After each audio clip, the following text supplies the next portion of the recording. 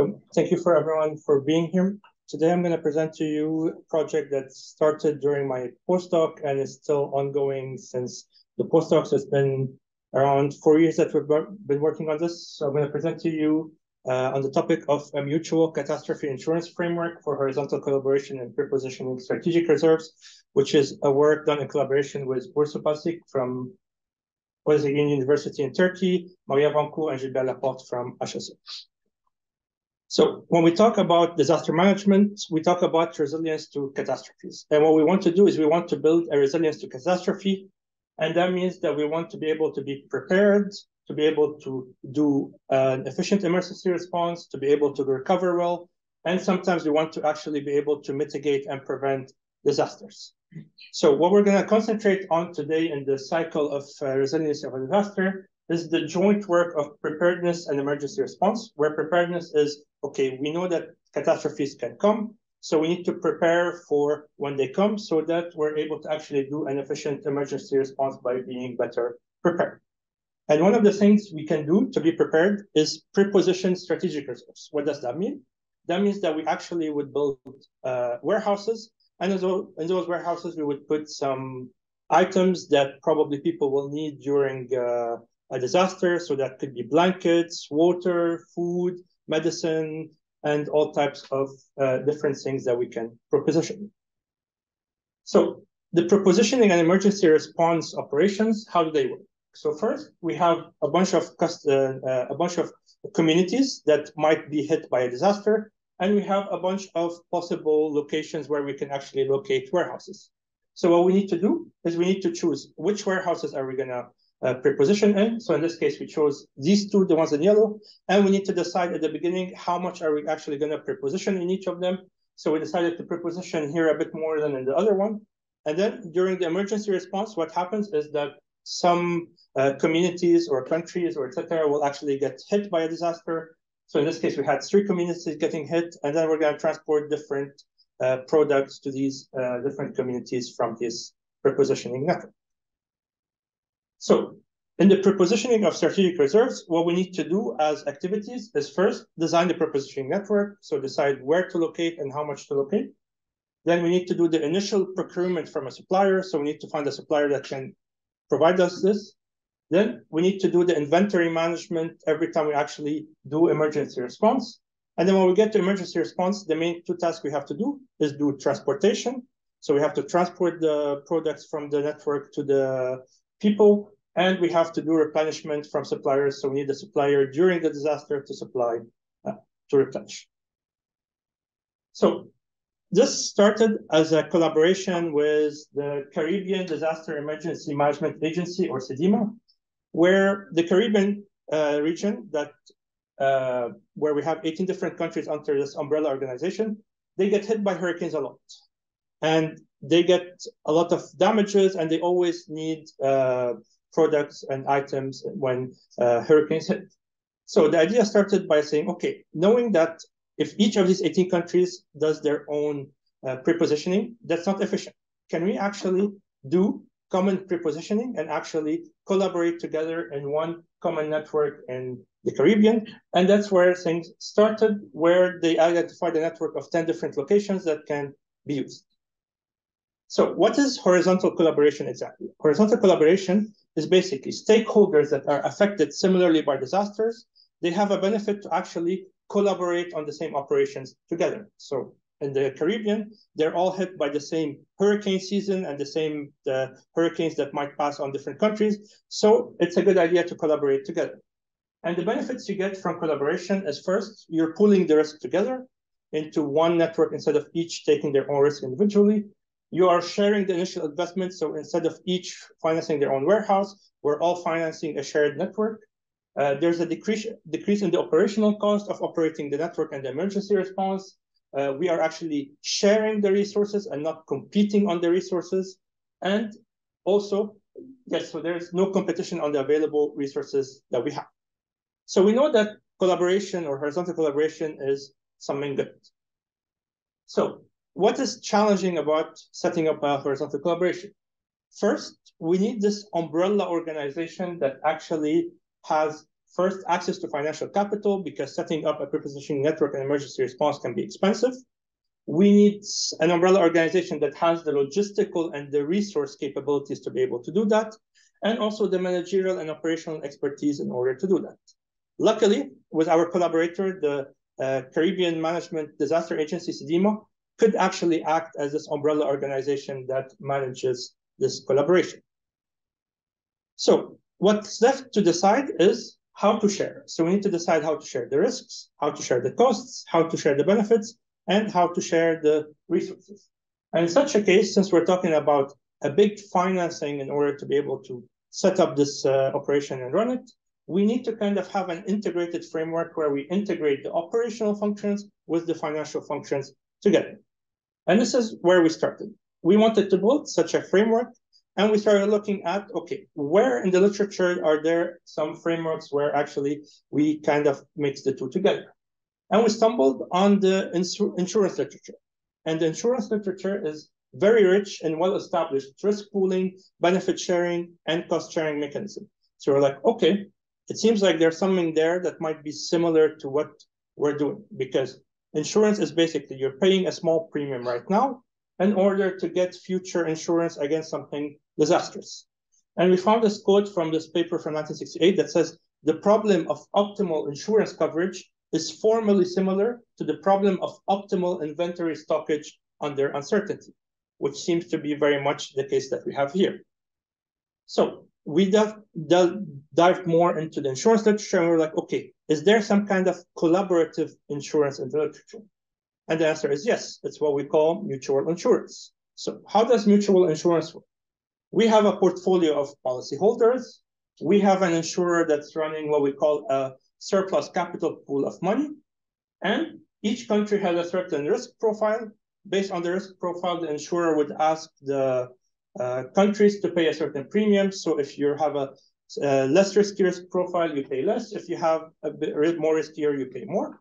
And then we put all this money in this pool. Then whenever losses happen on certain policyholders, that loss is transformed into a claim using a certain indemnification policy. And that claim is sent to the insurer. And the insurer, based on a certain insurance coverage contract, they look at the contract, they transform that claim into a certain amount of coverage, and they give that money to the policyholders. So we're like, okay, this seems like something that we could actually implement for a horizontal collaboration, except is this feasible mutual insurance in a catastrophe setting? So then we went to catastrophe insurance. And the question we wanted to see is, catastrophe insurance actually feasible? So the characteristic of catastrophic risk is that we have low probability, high impact events. They are highly uncertain and unpredictable, and they are spatially and temporally correlated. And one might think that this is actually bad to actually set up an insurance business. However, this does not prevent from the operation of a catastrophe insurance market. So we do actually have markets for catastrophe insurance and catastrophe mutual insurance that exist out there. And this is because the problem is not really a problem of whether this is insurable. Yes, this is profitable to insure. The problem is we just need to actually make sure that all the financial issues that we might have are actually taken care of in a smart way. And what do I mean by financial issues? The financial issues is that there's a high variancy in the insurer's cash flow. We never know when a disaster hits. We never know where it's going to hit, how much it's going to hit. So we don't really know how much we're going to indemnify every time there's a disaster. So in order to do that, and in order to be able to be secure against this uncertainty, what we need access to a large pool of capital. And the more large this pool is, the more we minimize the risk of financial insolvency, where insolvency is defined as the lack of access to capital, resulting in the inability to cover claims and consequently end up in financial ruin. So basically, we run out of money and we're unable to give insurance anymore. So what we need to solve actually is kind of like an intertemporal problem of how to match the flow of annual premiums that come in to the flow of outgoing non-smooth losses that we're gonna indemnify. And this is basically what we need to figure out in order to be able to give mutual catastrophe insurance. So knowing that, the research question that we went out to answer is, how can we adapt mutual catastrophe insurance to an operational setting in order to design a horizontal collaboration and disaster management for the prepositioning of strategic reserves? And this work is an ongoing work that has materialized in 3 different papers. The first one is in the final stage of revision. We just got a minor revision for it last week and submitted to operations research, which is what I'm going to be presenting in the first part of the talk. Then I'm going to touch a bit about 2 extensions to the paper that we are working on. So one is about service level insurance contracts for horizontal collaboration, and the other is about reinsuring insurance and how that can actually help fortify the horizontal collaboration. So I'm going to start by presenting this mutual catastrophe insurance frame. So in order to adapt mutual catastrophe insurance to an operational setting, the first thing we need to do is we need to find what is the relation between the operational product we are giving and insurance coverage, because insurance is giving you money in order to pay for the losses you have. But in this case, we're not giving money, we're actually giving products. So for example, in the case of the Caribbean countries and in the prepositioning of strategic reserves, what we call coverage now is actually an amount of strategic reserves, so an amount of items that will be sent to the countries based on a certain insurance contract. So the second thing that we need to do is, how do we actually integrate the financial functions, so the insurance finances, with the operational prepositioning and emergency response functions. And in order to do that, we need to include 2 new things on top of our operations, which is, how do we actually do this insurance coverage contracts design? So how do we design the insurance contract? And how do we manage the surplus capital of the insurer? So we ended up with this mutual catastrophe insurance framework for the prepositioning of strategic reserves, where at the start of every year, what we have is we have a portfolio of policyholders, where in our example, that would be the Caribbean countries. Each of them will pay a certain premium to the umbrella organization, which also acts as insurer. And in this case, the umbrella organization would be SEDIMA.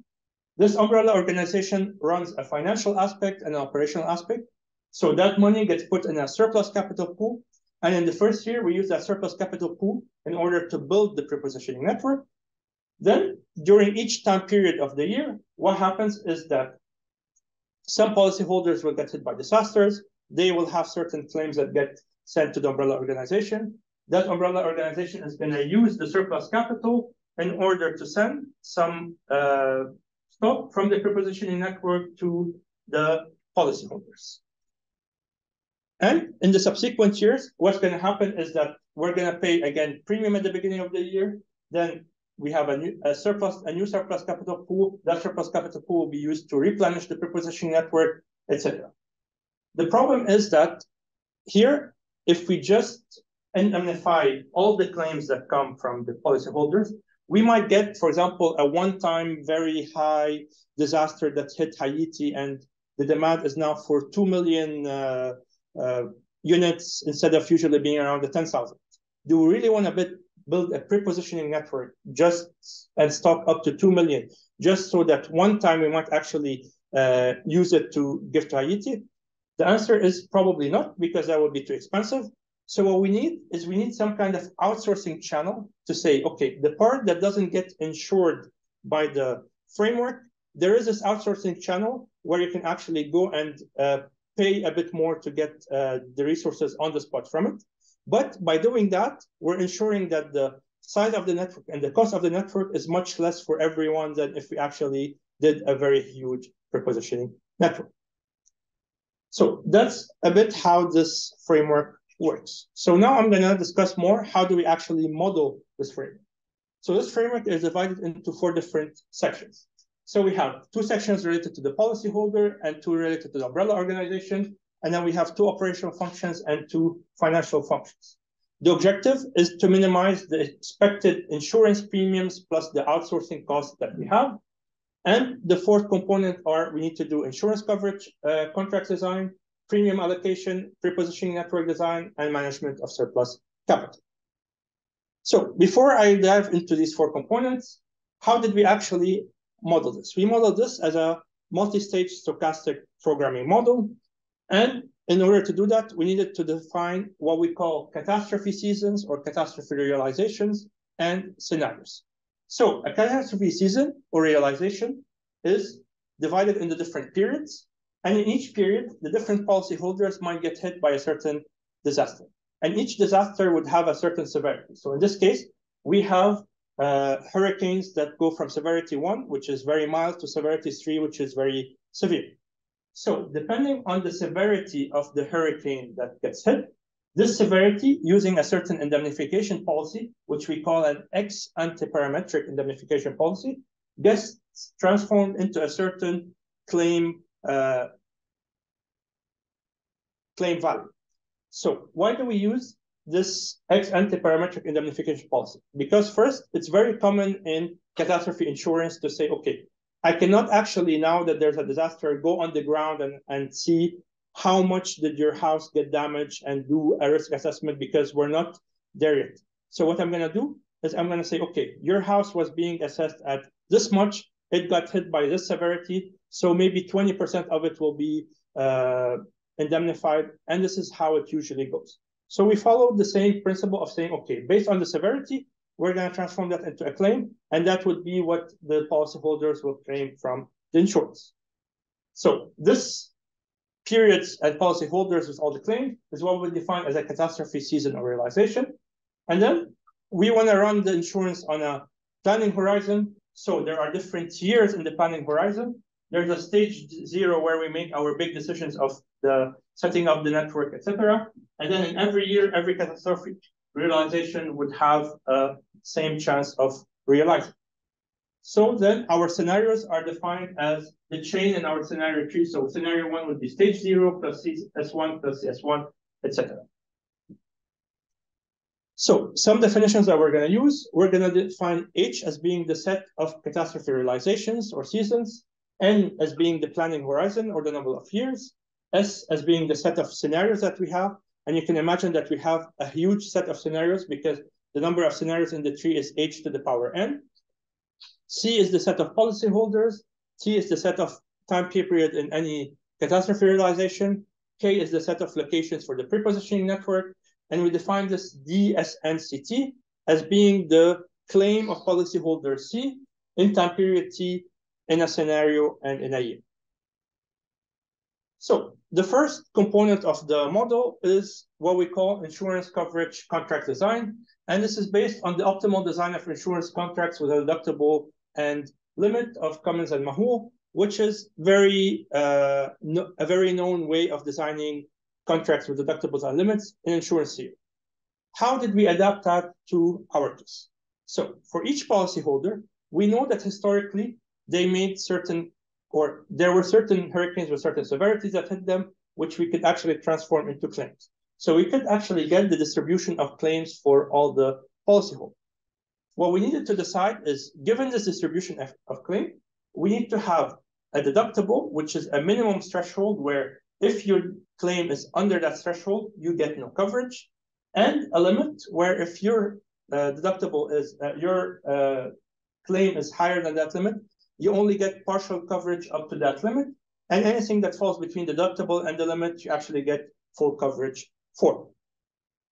Why did we do this? This is because we don't want the 2 million one-time disaster of Haiti to be part of the network. So by putting a limit for Haiti around the most probable maximum, which is around, let's say, 20,000 instead of the 2 million, then we make sure that that part here is not going to inflate my prepositioning network too much, and we're not going to make everyone pay more than they're supposed to pay.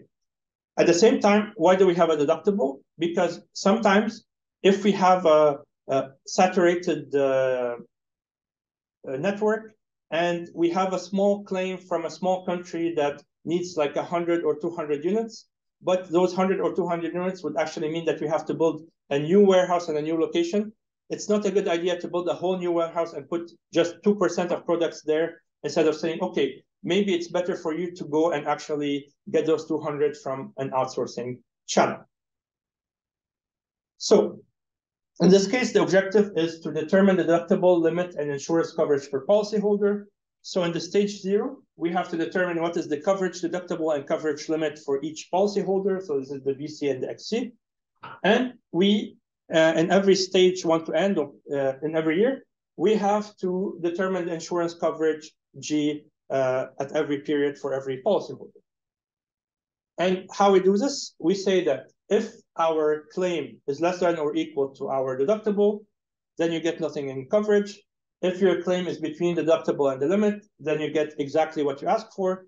And if your claim is higher than your limit, you only get the limit. This is a piecewise linear function, as you see, which we linearize, and that would give us the set of constraints. Then the second component that we have is the prepositioning network design. So in this case, we have 2 decisions that we need to make at the beginning, which is where to locate warehouses, how many warehouses to locate at that location, and in each warehouse, what should be the initial inventory. Quick question, sorry for interrupting.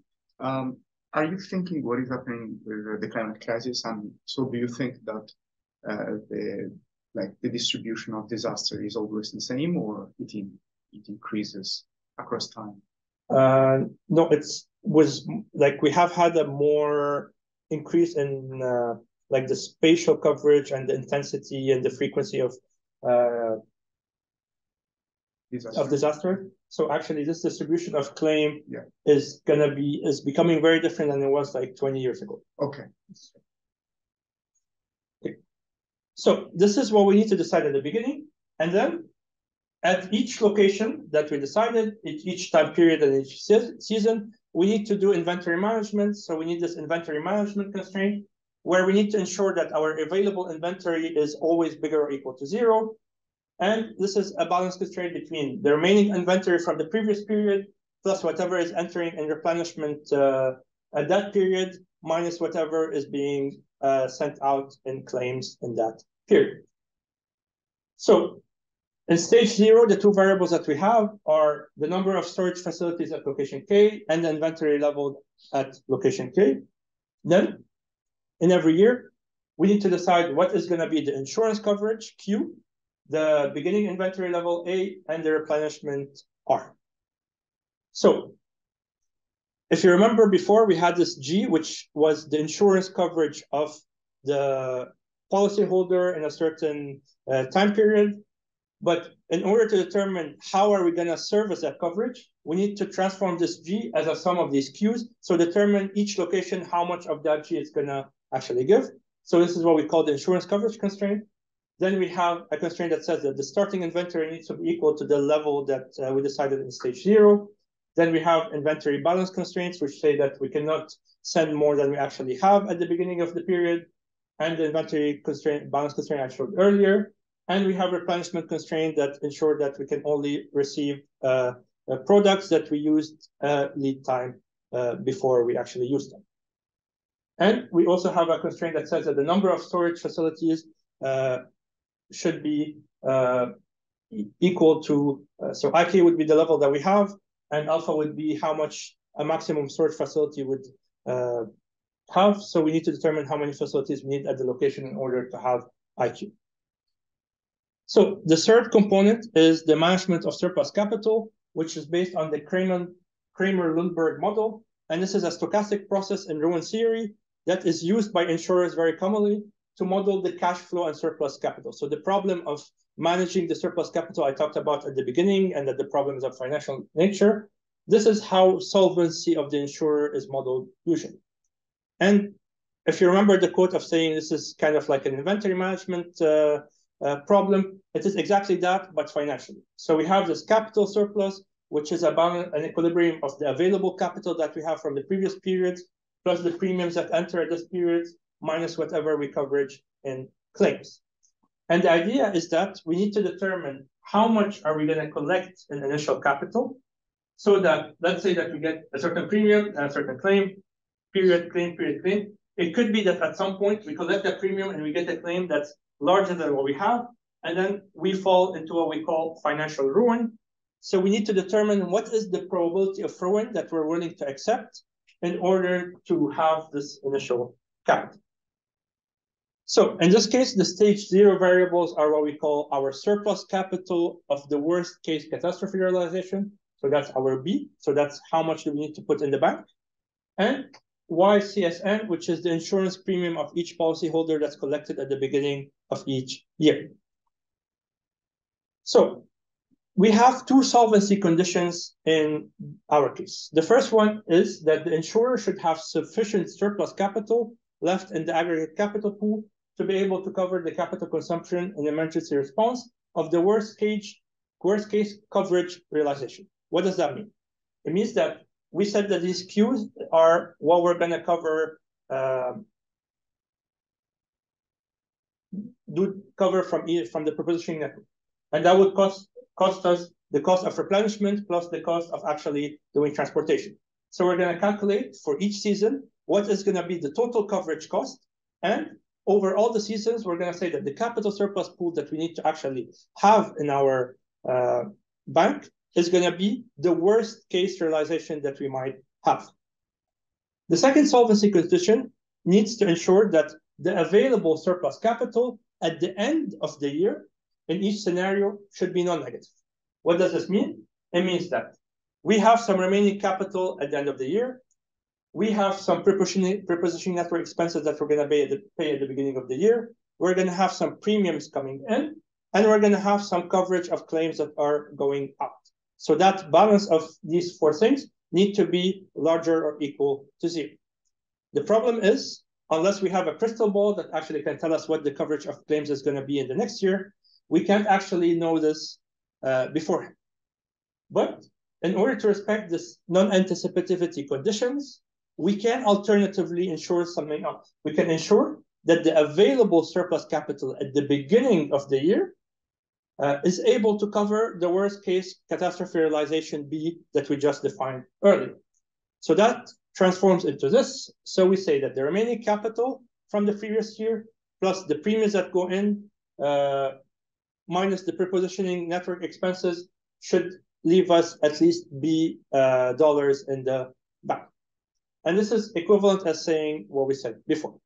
How do we model this? We model this through a recursive constraint, where this remaining capital is basically we take all the premiums that we have until the year end, minus everything we covered until the previous year, minus all the expenses that we paid in the previous year, plus we're going to pay this year. And all of that should be bigger or equal than B. So whatever premiums we're going to charge in this year end would be enough to actually still have B in the bank.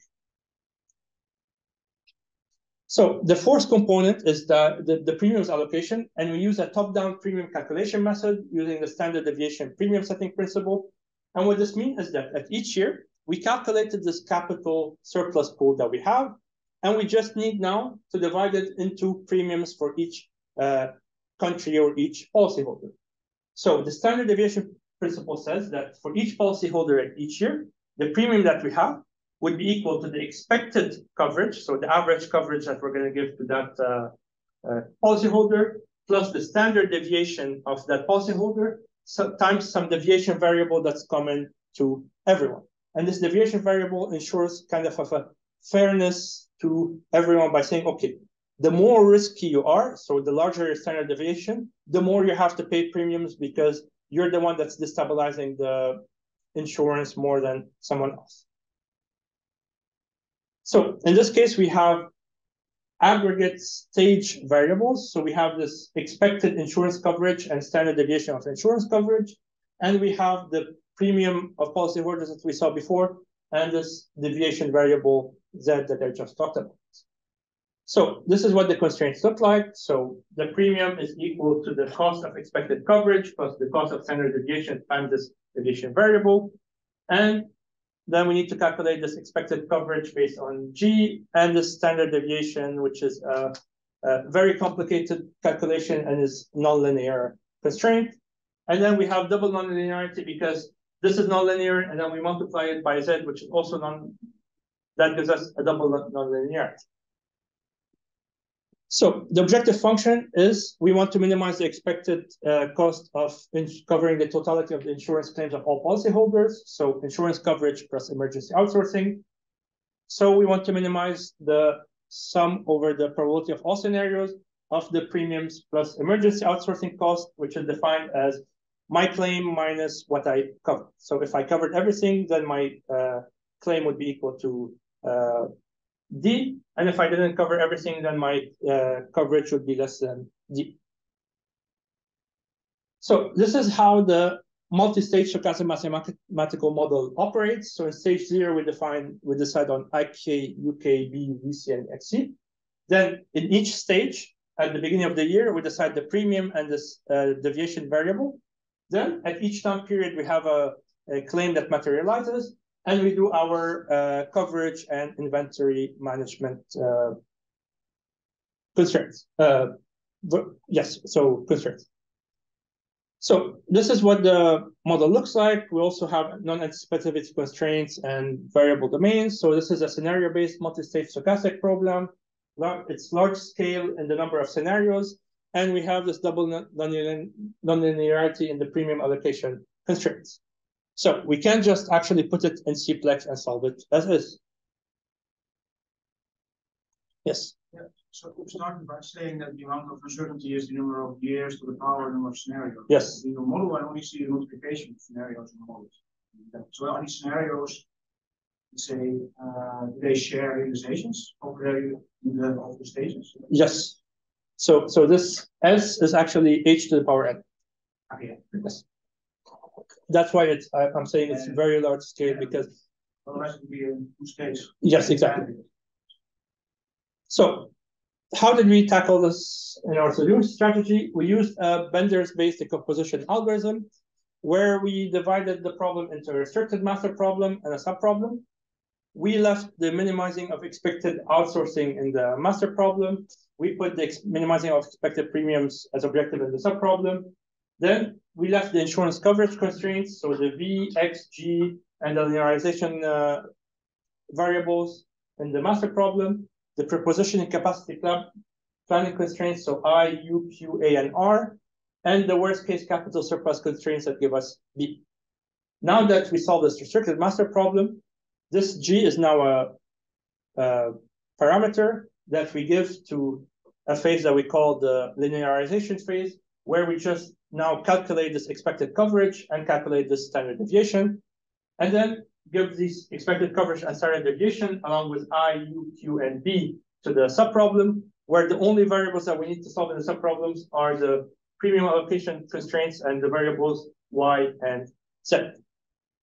Why is this beneficial? It's beneficial because in the master problem, we end up with most of our integer variables. We actually deal with the linearization by having the G variable calculated here. So now we actually are able to calculate that and get rid of the linearity. And our subproblem now is just a very large scale LP, but it's an LP and not an MIP. However, this is still not solvable as is because there are still some issues. So we were trying to do something in order to speed up this algorithm. And we realized that, okay, in the master problem, now that we don't have these yearly variables that are the premium and the Z variables, everything that we have is based on the catastrophe realization. So a catastrophe realization that appears in stage 1 in a certain scenario, or whether it appears in stage N in another scenario, the result of the master problem for that realization would be exactly the same because there is no yearly component. So that allowed us to actually say, okay, instead of solving it over all the scenarios, we could actually reduce this to a 2-stage stochastic MIP and solve it over all the catastrophe realizations. So instead of solving it over the set S, which is H to the power N, we just now solve it over the set H, and that would give us the same solution. All we had to do was to change our objective function to multiply what we get by the number of years that we have. So this highly helps because now we have a kind of like a 2-stage stochastic MIP that is not too bad to solve on its own like that. We added some more valid inequalities to speed it up. So we're saying that if you don't have any inventory, you don't have to open locations. We can calculate a lower bound on the inventory level at a location, and an upper bound on the number of facilities that we will need at allocation, which seemed to help the master problem do better. So that solves the master problem issue. Now we get to the subproblem. So the subproblem, while it's an LP, it's a very large scale LP because we would have C plus 1 times n times h to the power n constraints, which could be in the power of million or billion constraints. So we cannot just take this and solve it as one very large LP. So alternatively, what we did is we decided to decompose our subproblem by the nodes in the scenario tree. So for every node in the scenario tree, we're going to solve one LP for that node in the scenario tree. And then we realized something that, for example, if we're solving for the premiums and the Z in year 1, they're only based on what happened in stage 0. And if we're solving for the premiums in year N and the Z in year N, they're based on everything that happened between stage 0 up to stage N minus 1. So when I do this search in the search tree, which we use a depth first search of the tree, we don't need to do a search of stage 0 up to N. We could actually do it just from stage 0 up to N minus 1, because these are all related to what comes before them, so stage N minus 1. So that large layer, that's final layer N, which is the largest layer that we have, we could just omit it from the tree and have a reduced tree. And just to give you an idea, this actually reduces the tree from by 98%. So instead of solving like 992 million nodes, we solve only like 15 million nodes, which is much less than if we solve the whole tree. So now we actually solve at each node in the tree from stage 0 to N minus 1, NLP with C plus 1 and constraints. C plus 1 and constraints, that's very fast to solve. So that was that solved the issue that we have. And we produce one optimality cut per depth first search. So even though we're solving at each node of the tree, but we aggregate that into one optimality cut that looks like this and add that optimality cut to the master problem. Then we realized that still things are taking a lot of time because, okay, we reduced from 992 million to 15 million, but 15 million is still a lot of LPs to solve. So is there something we can do better in order to speed up this depth first search? And we realized that this equation of solvency conditions, where we said that the premiums should be bigger or equal than the worst case capital B minus the remaining capital minus the prepositioning network expenses. In the most base of cases, if this part is smaller than what we call the base premium, which is the cost of the expected coverage, then we know that the premiums that that country or that policyholder have to pay is the base premium. So what we decided to do is we decided to check this inequality at every node in the tree. And if it holds, we don't need to solve the LP because we know that the solution of the LP will be that the premiums have to be equal to the base premium, and we can just set them at that. And then what we did is we actually ranked the different catastrophe realizations from the one that has the highest coverage to the lowest coverage. And we went one by one checking this. So in the first one, we checked it. It doesn't hold, so we solved the LP. In the second one, we checked it. It doesn't hold, we solved the LP. But in the third one, we checked it. It holds, so we don't solve the LP here. Then we jump to this part of the tree. We checked it here. It doesn't hold, we solved the LP. We got to here, we checked it. It holds. So we know that the value of CR2 would be this base premium. But we also know that any other realization that's going to come after CR2, because we put them from highest to lower, will also have a base premium. So we don't need to solve everything that comes before them. And that actually helped reduce the number of searches we do by a lot.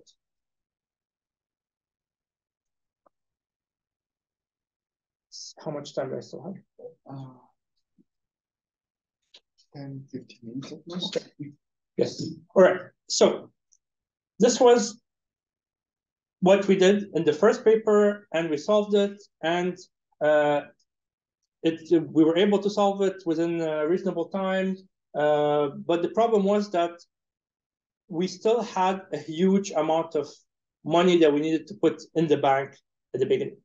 So then, as an extension to that, we were like, okay, is there something more we can do when it comes to contractual design that actually can help us reduce this initial capital investment B that we need to have and put in the bank, which also affects the size of my prepositioning network and how big it is and how much I need to invest in.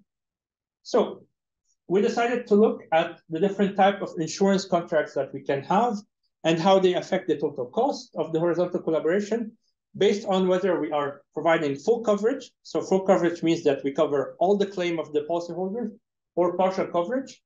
And this is related to probability of ruin. If we have partial coverage, how are we going to procure the uncovered part? And if we have full coverage, how are we going to make it doable without having a huge amassment of the initial capital? So the first type of contract is if we just want to do full coverage. So we have an insurance contract without deductible, without limits, where we say we're going to cover everything from the prepositioning network. So in this case, there is no outsourcing, there is no external risk bearing. We're going to do everything from the inside. The problem here is that, or how does this work? Is that in terms of contracts, we need a supplier where the insurer goes with in a wholesale procurement and replenishment contract with that supplier, and the policyholders and the insurer have insurance contracts between them. In terms of products flow from supplier to insurer by procurement and replenishment, and coverage from the network to the policyholders. Then in terms of capital, we have insurance premiums going from the policyholders to the insurer, and purchasing costs that goes from the insurer to the supplier. In this case, all we have to do is minimize insurance premiums. However, this is a very expensive solution. This is okay, if I want to cover everything, I want to take zero risk bearing, this is how much it would cost. But we already know that this is not possible because this is the case where we're going to have a network that has 2 million units because Haiti got hit once in 1995 by a hurricane that required 2 million, and it didn't happen ever since. So the second option is what I just presented, where we say, okay, instead of doing full coverage, we're going to do partial coverage with an outsourcing channel. So now we have an insurance contract with deductible and coverage limit.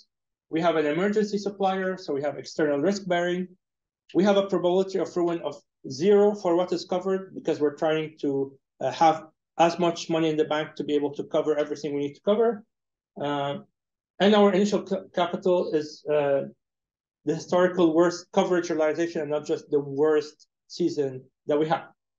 So in this case, in terms of contracts, we have this wholesale procurement and replenishment contract between insurer and supplier, insurance contracts between policyholders and insurer, and a wholesale emergency outsourcing contract between the supplier and the countries or the policyholders.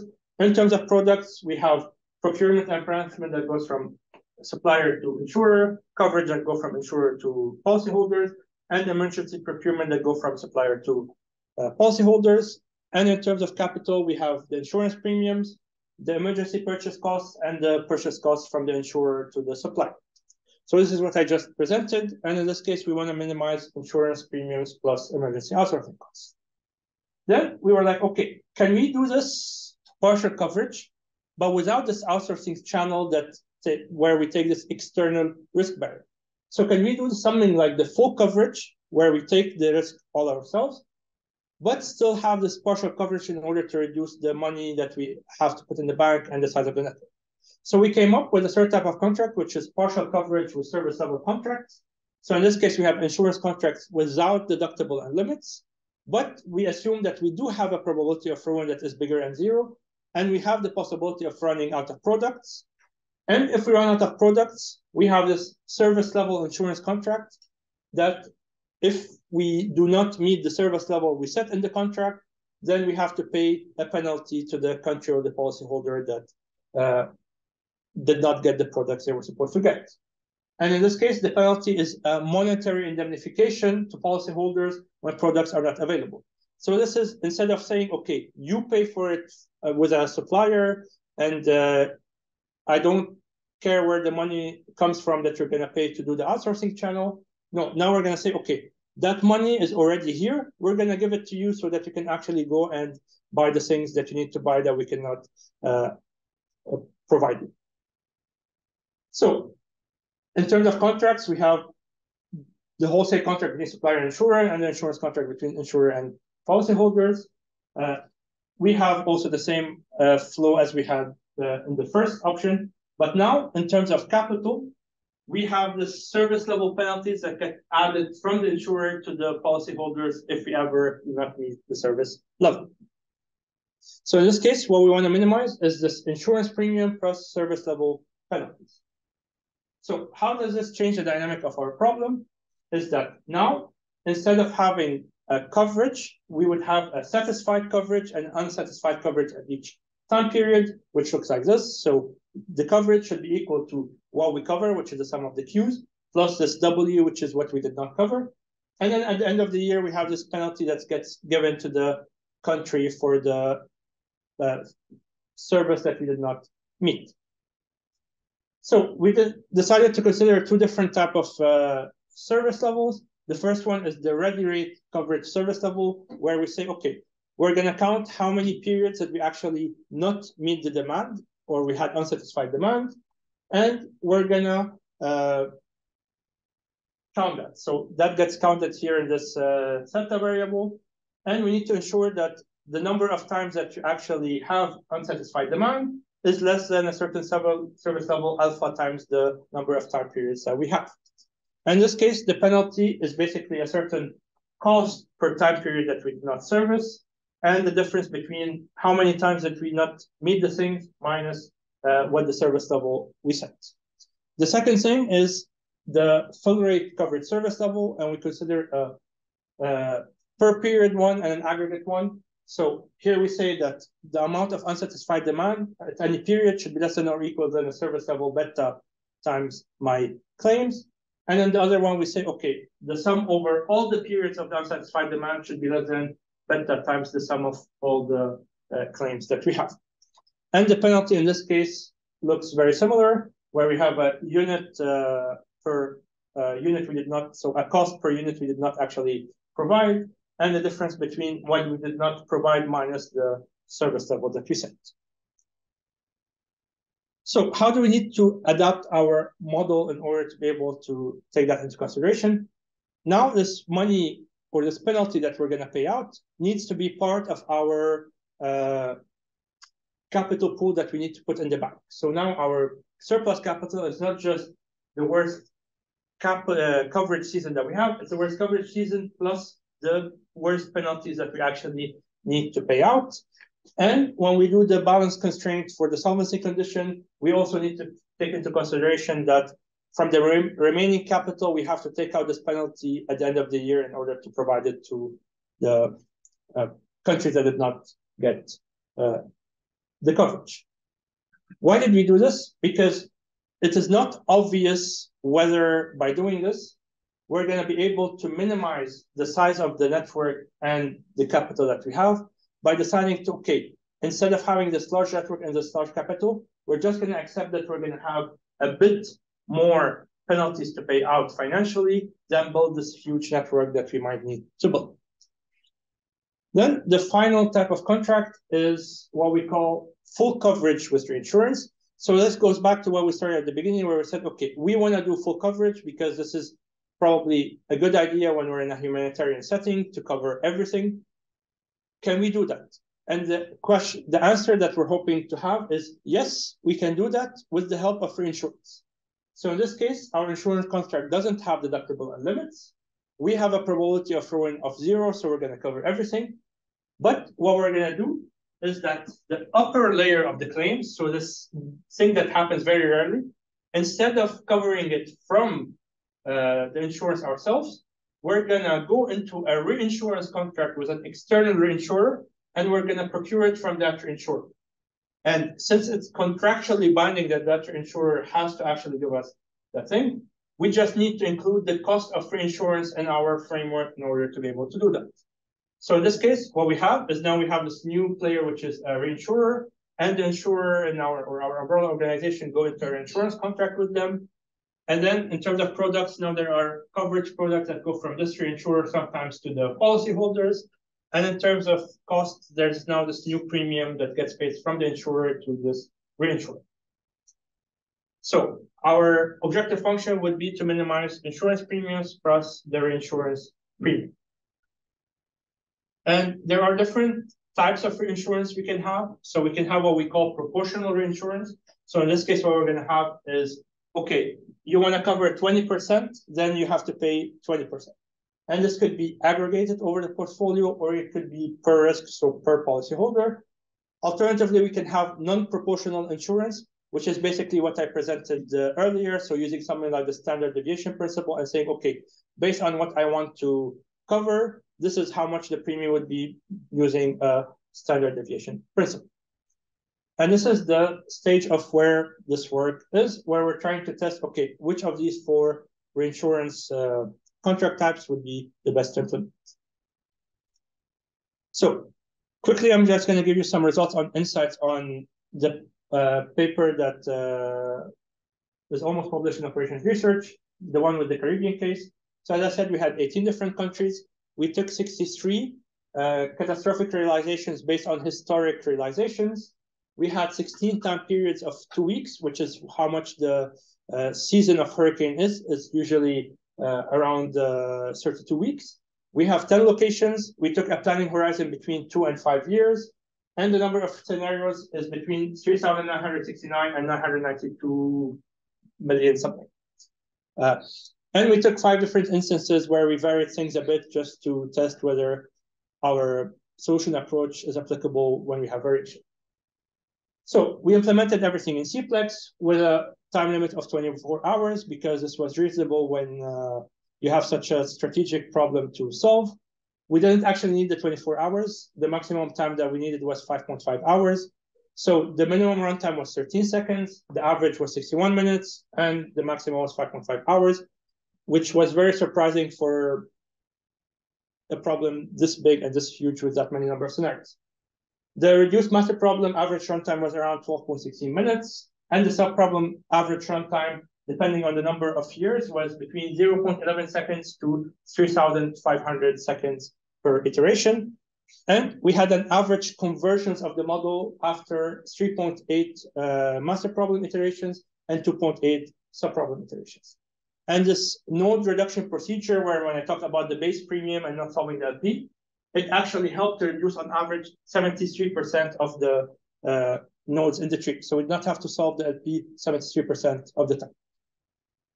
So in the base case, this is what we obtained. We obtained 6 different locations, one in the Bahamas, one in Belize, one in Jamaica, one in Grenada, one in Guyana, and one in Trinidad and Tobago. The total cost was around 953 million, which is quite a substantial cost. But when we ran it for 5 years, which is the longest horizon we wanted, we saw that we only needed 3% outsourcing and 97% is covered from the premiums in the network. The total inventory that we need was 1.26 million kits, and the initial capital that we needed, this B, was 384 million. Then we decided to do some sensitivity analysis where we were like, okay, our solution falls somewhere between the no collaboration setting where we only do outsourcing and the full collaboration where we only do prepositioning. So that's kind of like the full coverage that I mentioned in the first type of contract. And our solution will fall somewhere in between. So our base case solution was much closer to full collaboration. Then we did some sensitivity on, okay, this outsourcing channel that we took, if we actually decide to have a cheaper channel than what is usually there, would this still be a good idea or not? And what would be the cost savings when we vary the number of years? And we saw that in all of the scenarios that we have, or in all the cases that we have, we always had saving by running the framework as opposed to not collaborating or fully collaborating. So the framework was good at finding the level of collaboration that we need to have in order to minimize the total cost. And we saw that the more years we had, the more savings we actually had to no collaboration. So it was better to actually run this collaboration on a larger horizon. But the more years we ran, the closer we got to full collaboration, which is why we didn't have any more cost savings, because we were almost as close to full collaboration. Then in terms of outsourcing, we saw that in both cases, we so in the expensive and the cheaper case, at the beginning we had a lot of outsourcing that we did, but the more we went to the planning horizon of 5, the less outsourcing we did. And in terms of inventory level, the more years we had, the closer we were getting to the inventory level that we would have in full collaboration. So to conclude, horizontal collaboration seemed to be more effective when established for the long term. So if you just went around this for 2 years, maybe it's not such a great idea. Maybe you should establish this for 5 years and beyond. Then horizontal collaboration is still beneficial in the presence of cheaper outsourcing channel. The framework is generic and can be easily applied to other contexts than just prepositioning. It provides a transparent disaster financing plan to potential donors. Something that I did not touch on, but we realize is that the degree of collaboration depends on the degree of correlation between policyholders that are hit at the same time. So the more they're hit together, the more their deductibles and limits were correlated in a certain way. And finally, service level contracts and insurance contracts, we're hoping from our test that they are gonna lower the cost of the insurance altogether. Yes, thank you.